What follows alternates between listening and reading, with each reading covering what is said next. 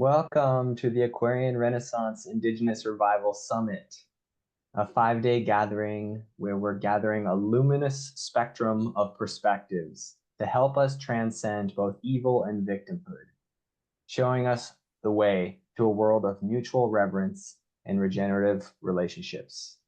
So today I have Angaangaq from Greenland, and I'm so happy to welcome you to the summit. Welcome, Angaangaq. Oh, thank you so much. Thank you so much. I've been really wondering what we're going to be talking about. So I hope I can find the right spirit to be up with the interview. Yeah.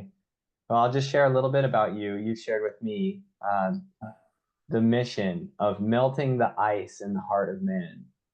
Only by melting the ice in the heart of man, man will have a chance to change and begin using his knowledge wisely. Bringing out the message. Oh, so Angaangaq has been bringing out this message of melting the ice in the heart of man for a journey through 85 countries. So that what an amazing adventure. And how long has it taken you to visit all those different 85 countries? Very, very long time. And I started working early in my life, in my communities, because I was one of those people, I think one of those last generations who were really spoken to by elders who associated with our father's mother, who had become afraid that the ancient teachings, ancient understandings were being sidelined by the modern society. And lo and behold, they were right. The Europeans' involvement in Greenland became that you follow us, you do what we say, rather than what's your story? You know what I mean? So just like the North American Native people, our stories was not taken seriously in the beginning, but luckily that's just beginning to turn around where Native teachings become really important, with the understanding of that those are from the spirit, not from the mind. So I'm happy to meet you. I've heard you say that you come from a culture that's never been in war. Yes. But actually, this is the only land on earth where people live where there has never been war. Wow. So, and it is really big. I don't know if you have you been up north? I've never been to Greenland, but I have seen it on the map, and it is massive. It's massive. It really is incredible, and as it has been foretold by the ancient people that the big ice is melting. And now, for this summer, on my ancestors' land, my father's mother's land, the river coming from the big ice would be running more than 1 million liters per second. Just to comparison, have you heard about something called Niagara Falls? Sure. Yes, Niagara Falls runs 750,000 liters per second. The melting ice from the big ice of Greenland, the rivers run more than 1 million liters per second. That's surprising. That's a rapid melt. Well, it's a huge area. I know, in 1963, when I went to the land of my ancestors' land for the first time, the ice, the wall, close to our grandmother's land, was several thousand feet thick. Now it's gone, completely gone, melted. Now you had to walk quite far up the mountain to find the ice. Now you can just climb it up. Before, you could not climb it because it's a wall. And because ice is living, as you know, water is living, even when it is frozen, pressure moves it. So it will cross 1,000 meters, 1,000 feet, and it hits the rock and splinters into tiny pieces of ice all over. It's just so, and it will literally shake the earth. That's the power. So, and they say that one day she will melt, and lo and behold, it is melting. How they knew that ice will melt, I have no clue. They never gone to school, but they lived with that nature and got to know it, and then say that one day it will go away. And lo and behold, it's going away. This is what we call the climate change.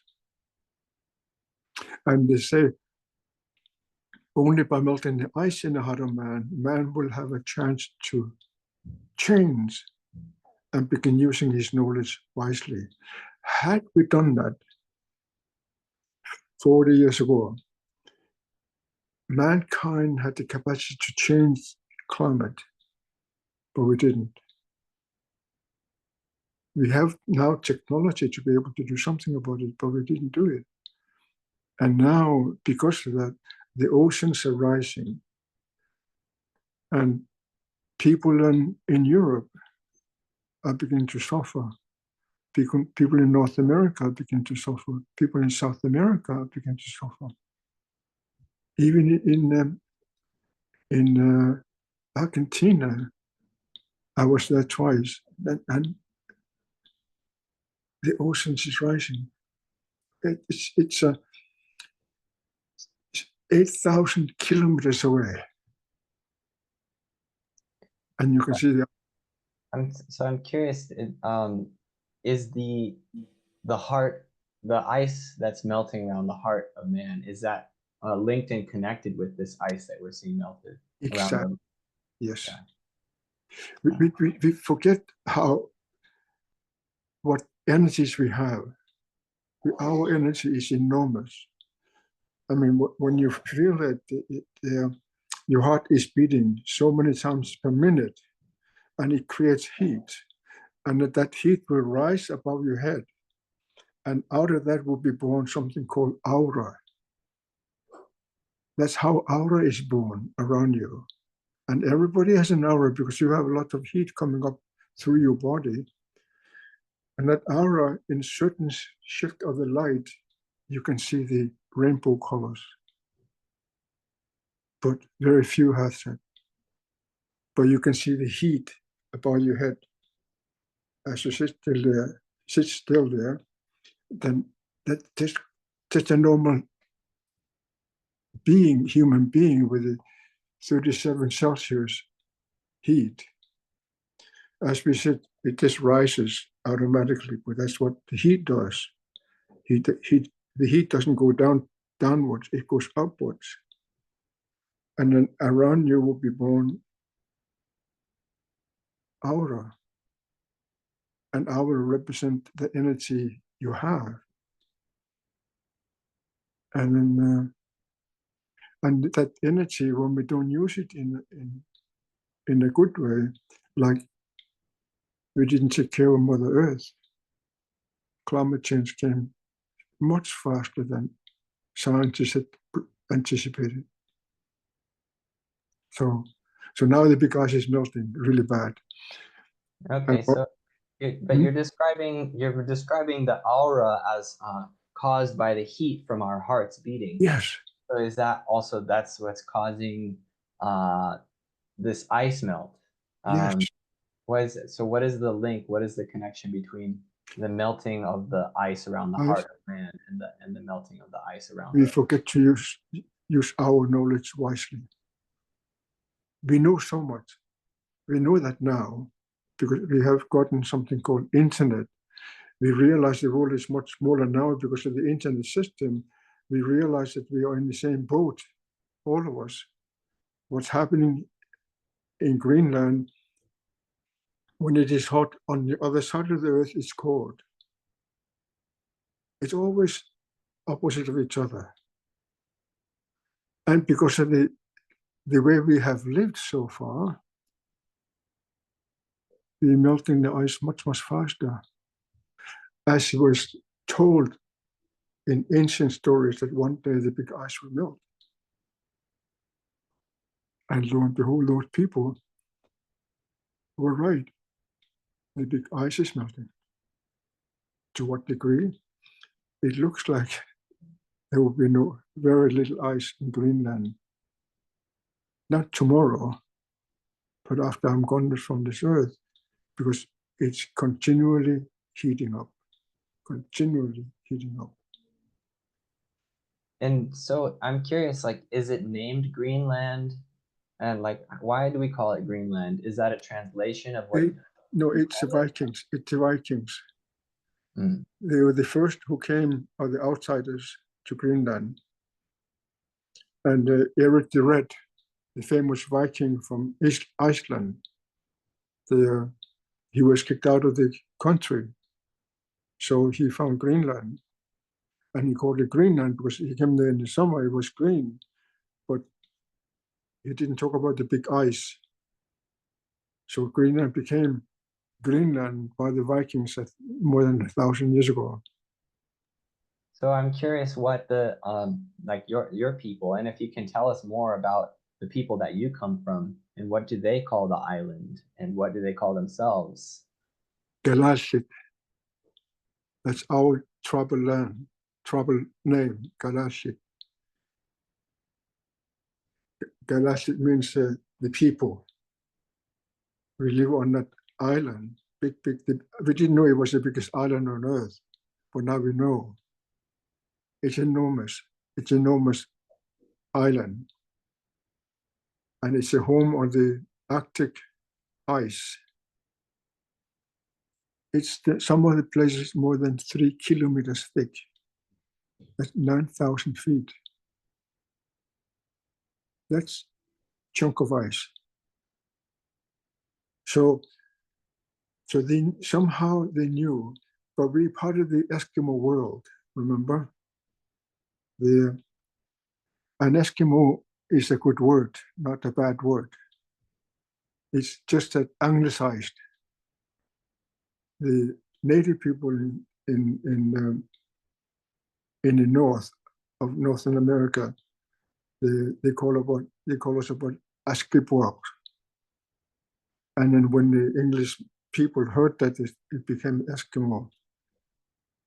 Askipuak is the people who eat their food raw. And we do. And mind you, there's no trees, remember? So we cannot just cook the food. So we have to eat it as is. Is And it actually, it's much healthier. raw foodists? Yeah. What kind of food do they traditionally eat? This time of year is dolphins of the whale family, and seals. There's 6 species of seals, and seabirds, of course. Then on the land, caribou and musk oxen, Arctic hare, foxes, and wolves, and all kinds of animals. It's just one of those islands where few come to visit, so people don't know much about it. But you should come. There's no night right now. You don't have to sleep. So because it's 24-hour daylight. So you can work 24 hours a day, and you don't see the stars. You don't see the stars for 4 months. Wow. I was just going to ask about the stars because when you said that you don't know how they knew the ice would melt one day, but they knew and told stories that it would, it makes me think of predictions, ancient predictions that people make based on their observation of the stars. And so we're the Galashi people, or how do you say it? Galashi people? Were they Galashit. Galashit? Galashit, yes. So were they star watchers a lot in Yeah, the month. very much in the winter we watch the stars. And the Eskimos, the Eskimo people, the Inuit, Inupiaq, Inuinnaq, Inuvialuit, Yupik, Aliotics, Chukchi, Kamchatka people, and Greenlanders. We are the largest landholders of any tribe on Earth. From East Greenland to the Kamchatka is 11 hours time zone. And then the Lufthansa, the big airline in Europe, from the top of the islands of Ellesmere all the way down to James Bay takes more than 11 hours to fly. So that's the land we have. I believe we are the largest landholders of any tribe on Earth. So our land is big. It's really big. It makes, have you heard about something called the United States of America? Yeah, I was born there. Oh, are you? It's a tiny little country compared to the size of the Arctic. Wow. And so when you say landholders, I'm curious how your people have thought about land holding, land tenure or stewardship, or No, how it was administrated. we never buy land. Never bought land. We never buy land. We just live on it. And we say thank you to the Great One for giving us that land, because He provides for everything for us. In the cold times, the permafrost is really deep. But now, because of the warming of the earth, permafrost is less thick now, and the trees have begun to stand up again. There was no trees, but now they begin to stand. It's so interesting to observe that all of a sudden, the things which grows on the land are beginning to stand up. And now, when you go there, some of these things are 4 meters tall. In my lifetime, that's how much they have grown upwards, standing on their own. Arctic willows. And then, I don't know exactly why, but somebody had planted Christmas trees. And those Christmas trees are now 10 meters tall. So as it has been prophesied by the old people, the trees will stand again. And lo and behold, they are. Hmm. So when I think about it, when our grandmother says, only by melting the ice in the heart of man, man will have a chance to change and begin using his knowledge wisely. Can you imagine if you all could use our knowledge wisely? What an impact we would have on Earth and the people around us? I think about it. What can I do better than yesterday? How can I awaken the spirit of the people? We have become so difficult to deal with each other. One says this is the right thing, or the other one said no, this one, that one, that one. And then that all these things we know. But luckily for all of us, this goes right to the heart.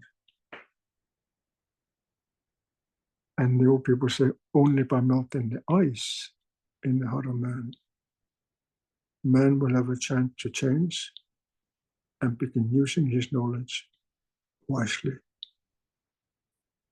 I would love to meet those people who brought up these statements and ask them, how did you come about it?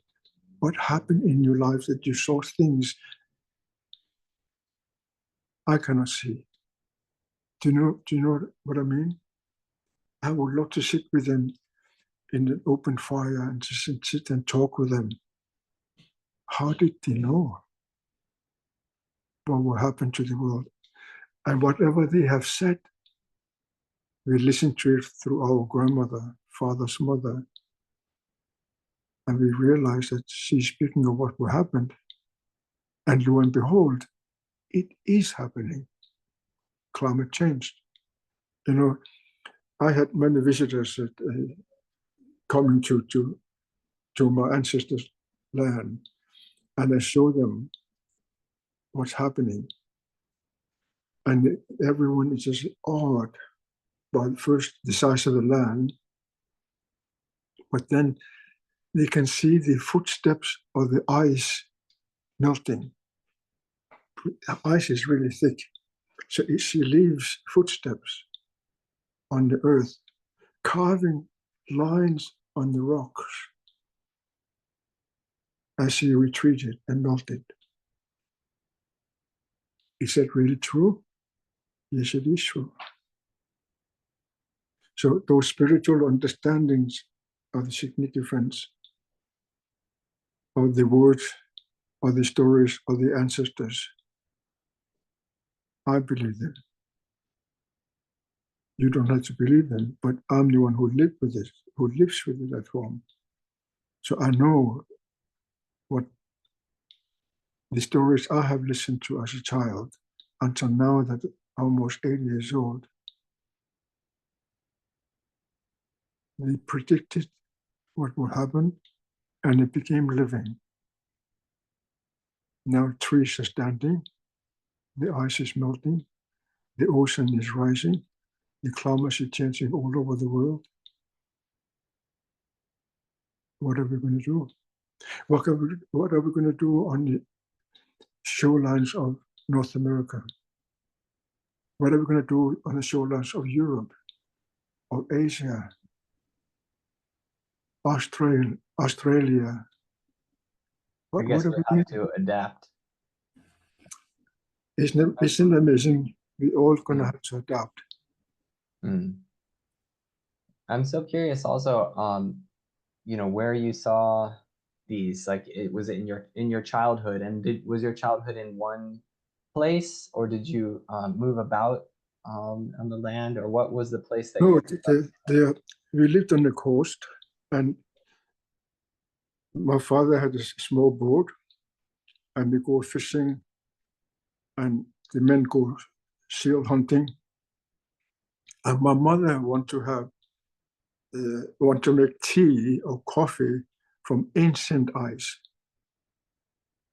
So we go to the shore, to the wall where the big ice is, and then with the hammer or with the axe, with a harpoon head, take chunks of ice, so my mother can make tea or coffee with ancient water. For that ice is million years old or more. So we drink hot water or hot coffee or tea from a million-year-old ice before pollution happened, modern day pollution. So it's really interesting. When I think back at it, I miss it. I wish my elders were alive so they can tell me more. But now, today, I'm the oldest one in the entire family. I never ever thought that I would be the oldest one, but I am. Now, I had the responsibility to bring that knowledge to the young ones, but they don't know how to listen. They're busy with the computers.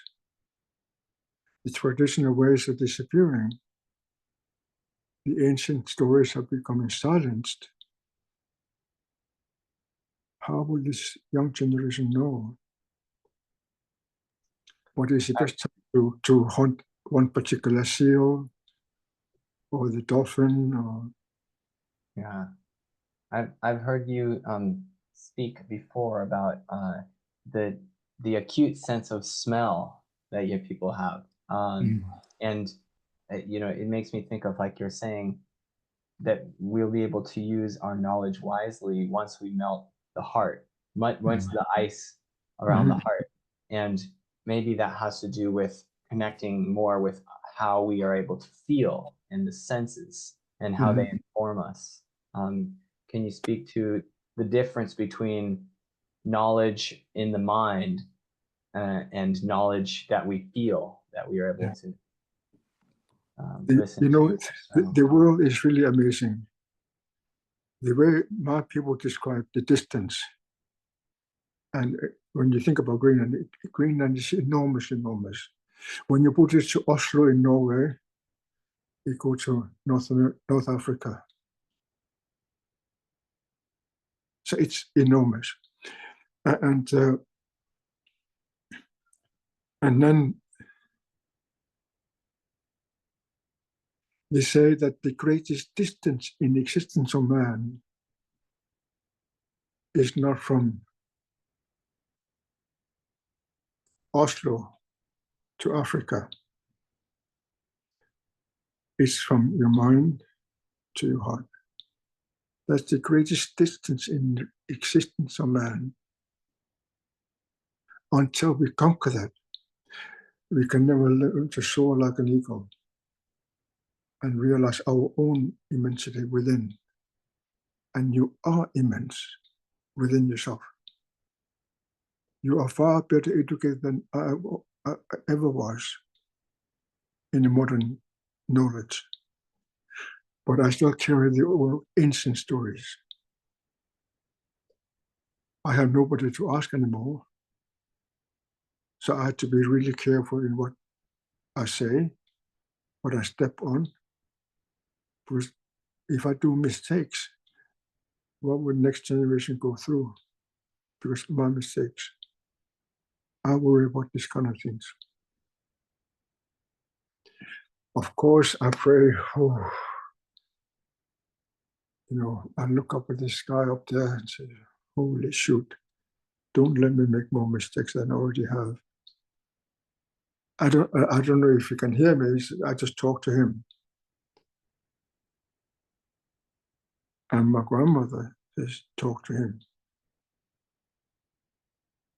So I talk to him. I cannot see him. And I don't know if he's listening, but still I talk to him. And I do a lot of prayers.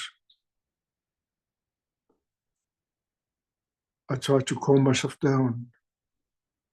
I try to listen more carefully to others,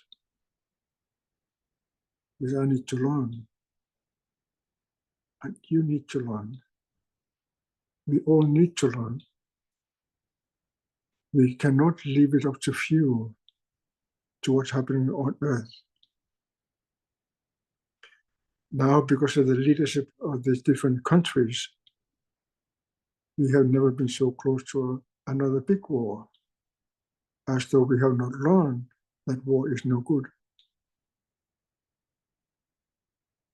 I worry about the Third World War, but we know that it will come. But our machinery to kill each other is much, much bigger now. We live in a very dangerous world, as you know. We have not learned from yesterday. We still kill each other. We are modern people now. We know how bad it is to kill somebody, but we kill easily. And then we're talking about taking over Greenland without asking us. Vikings didn't ask us. Danes didn't ask us. Now, the United States didn't ask us. I am independent. I know my land. I know my languages. I know my ways. I know the spiritual teachings. And they want to take over my land. Who do you think they are to take over another land? Can you imagine if somebody came and said, you're going to take over your land? How would your family react? So the ignorance is the greatest illness we have amongst us in mankind. That's the greatest danger we put ourselves into, being ignorant about other people. I travel the world. I travel more than most people will ever dream, in 85 different countries, only by invitation. I listen to my elders. So I've seen the world, not the entire world, but I've been to most of it and realized that you are no different than I am. Other people are no different than we are. We haven't learned to communicate in a deeper sense. We always said, oh, I know better because I have better education. If we were better educated, there will never be war again, but we are not. If we were educated, we will never take somebody else's land. So our education hasn't worked to get us connected deeper to ourselves. So what do we want? I would love to know more about where you come from, because I'm interested in how the human world exists. I want to realize that I never had to worry about war, but I am worried about it because mankind has not learned that war is dangerous. It is dangerous. I know that, but I live on the only land on earth where people live where there has never been war. I can walk on the land without worrying about anything.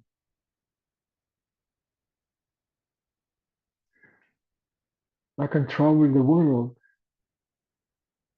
but sometimes I am worried where I'm going. Why? Because I don't know the people in where I'm going. You know,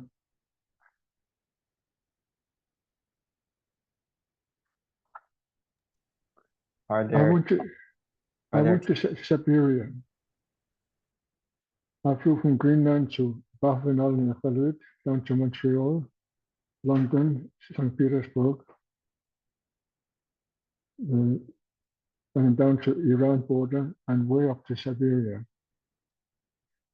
When I was coming by bus there, I saw all kids running, and I think, oh, holy shit, they're running away from me because they're afraid of me. So I got out and I greeted people at the fire and said, what are these children doing?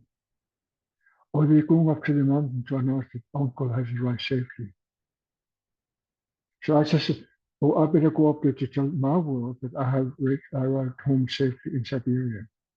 So I run after the children. And it was so beautiful to see them to open their arms in their own language, eventually language, announcing that uncle has arrived safely. I'm sorry, which language? Eventually, Eventi. yeah, from Siberia. The big river Olena in Siberia. And it was so beautiful to see that they have the same traditions as we do. 12 hours time zone on the other side of the earth. I thought how privileged I am that I'm able to arrive in a tiny village of 1,500 people on the big river Olena, and the children were sent to announce that their guest has arrived safely. So I run after them and to announce to my world that I have arrived safely at my destination. I thought that was so beautiful. If we could be connected like that, all of us, we should never ever worry about war, but we are, because one wants to be stronger than the other. How dare they think like that? What makes them? sink to the depth of despair and think like that. If you were thinking in the spirit, it would be so different. It really would be so different. So my work shifted that I better talk about peace on earth. There's nothing you and I we can do about climate change. It's too late. But we can learn about coexisting together without war.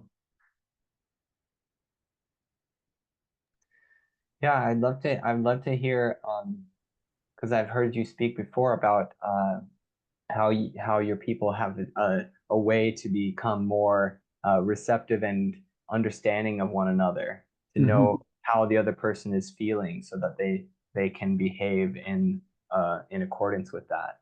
Yeah. You want You to know, share how? my people believe that every emotion you and I we have, ours not changes. Every emotion you and I we have, ours not change. This is why we hug each other and we sniff behind the ear. Well, that's the only part of our body which is easily accessible. We're all dressed up now. So all the fatty tissue comes out here, and what we feel inside, what we think within ourselves, smell comes out this behind the ear. So this is how we breathe. We sniff at each other. If you're in a good mood today to receive me, so that's how I will greet you. I will smell you behind the ear. Then, then I learned I try to be funny and say, oh, you didn't have a shower this morning. And oh, yes, I had. Then we laugh together. But it is true, as my grandmother says, behind your ear, the fatty tissue, your emotions smell here. So next time you greet your wife and sniff at her and tell her, or your mom and dad, oh, you didn't have a shower this morning. So, That's interesting because my grandmother says, well, she studied physiognomy, and so that's looking at the facial features mm, to understand more about a personality. Kind of an interesting thing. She wrote a book about it. And oh, she said that if you have more of an earlobe, that mhm. means you're more philosophical, like Buddha. You're saying it's Oh, with our emotions. And so it yes, may also to do with more yeah, connection with your feeling nature. yes. Do you agree with that? So, greetings to your grandmother. So she thinks it's like we do. She feels like we do. So now, isn't it amazing how far apart we are from and still have the same understanding? Do you have some teachings about that also, about to know more about a person by what their face looks like? Absolutely, absolutely. Hmm. Everything around us speaks, not in words, but expressions.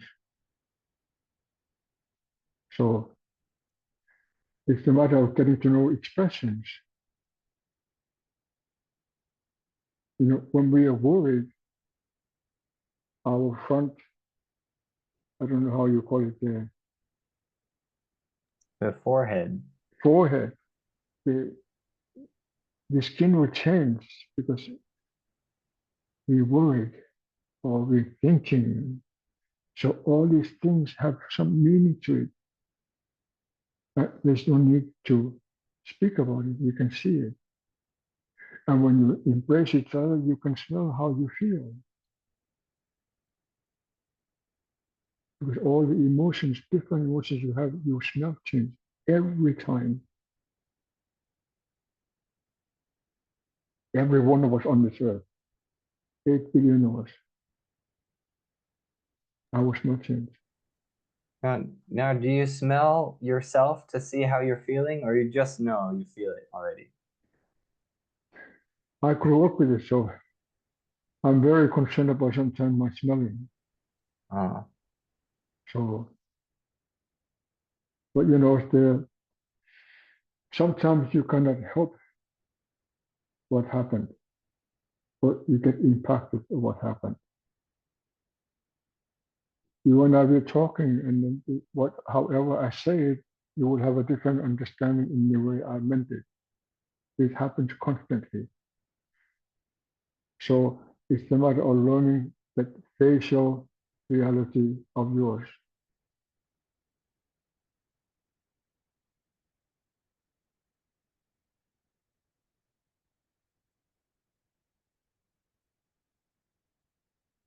So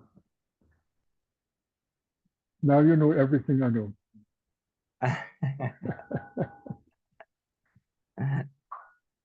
So, Surely not. mhm. What else can I tell you? Yeah, I look forward to the morning when I wake up, realizing that we are all united. You know, the way my grandmother described to us about different races on Earth.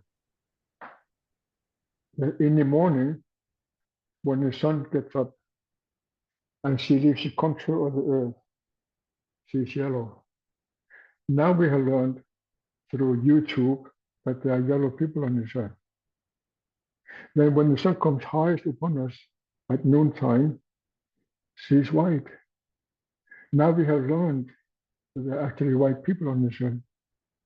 And when the sun sets in the west, she's always red. Now we have learned that there are red people on this earth, and I'm one of them. Then at night, it's black. Now we have learned that there are actually black people on this earth. And that's the beauty of us, the beauty in our differences. So that's how we describe at home that there are different races on earth. And lo and behold, those ancient people, they knew. How they knew it, I have no idea. I had simply, they didn't have cars, they didn't snow machines, they didn't have airplanes, and they never went to school, except for the school of life. And they knew there are 4 different races on earth. How? I don't know. But now we know through YouTube that they're actually true. There are 4 races on earth: yellow, white, red, and black. And they all so beautiful. Have you ever met these mixtures of people of different races, how beautiful they are? It's stunning, the beauty they come up with. Stunning beauty. How privileged we are that we can experience it. And experience it without worrying about war is the biggest, I guess. And the spirit awake. And I reminded to myself the greatest distance in the existence of man is not from here to there, nor from there to here. It's from the mind to your heart. That's the greatest distance in our reality. Can you imagine all of us conquering the distance?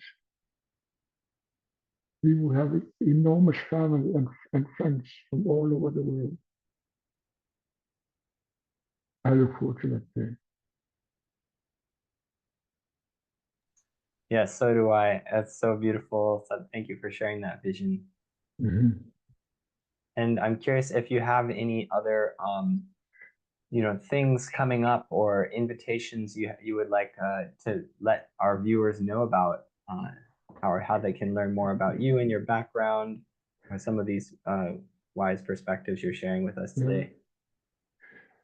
It would be so nice if more people would come up north to visit us in the far north, to realize that what we have done to Mother Earth is not so good. At the same time, we have never been so many of us on Earth. So we're using all the resources we have, but we don't know how to use them properly. We just dig out from the Earth without worrying about pollution. There's so many people who don't have a clean water to drink because of the way we live on Earth. There's so many people who don't have clothes, although there hasn't been so much money on Earth. It's so sad that people have to go to sleep hungry, and some have so much money that they're out of balance. Why do we do that to each other? What's the matter with us? Why can we not learn to share? Your experiences are so important for the world to know, not just mine, that you and everyone else on Earth, their experiences worth knowing. And if you can learn, we can create that unity in our diversity. How beautiful is it? Being united in our own diversity. Imagine that. What a beautiful world we would have. Absolutely. I look forward to that day. Oh, me too, me too. But I would love to invite you to Greenland. Wow, thank you. Yeah, I think you should bring a whole school of people to Greenland so they can see that climate change is not just in the north, it's all over the earth. And you and I, we caused it because we were not careful enough. Mm. So we need to do changes in our lifestyle and our life and the way we approach each other. And knowing that everything will be resolved peacefully.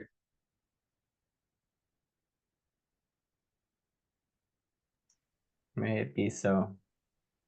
Well, thank you, Angaangaq. That's about all the time we have for this interview, but I look forward to connecting with you maybe in Greenland in the future and Yes, wherever you are. I I'm so appreciate happy. I'm so happy to meet you also. Please bring my greetings to your family. Yes. Tell them that they have a new uncle. My Awesome. name means literally the man who looks like his uncle. Okay. So when I was born, I was named after my father's older brother because the resemblance was so big. And his name is Keegan, which means the beloved one.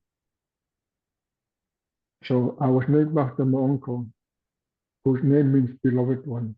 And I'm the one who looks like his uncle. I think, isn't that amazing? What a gift to know that. Well, So, thank you, Uncle. Thanks for sharing, and lots of love to you. Many blessings. many blessings. Bye.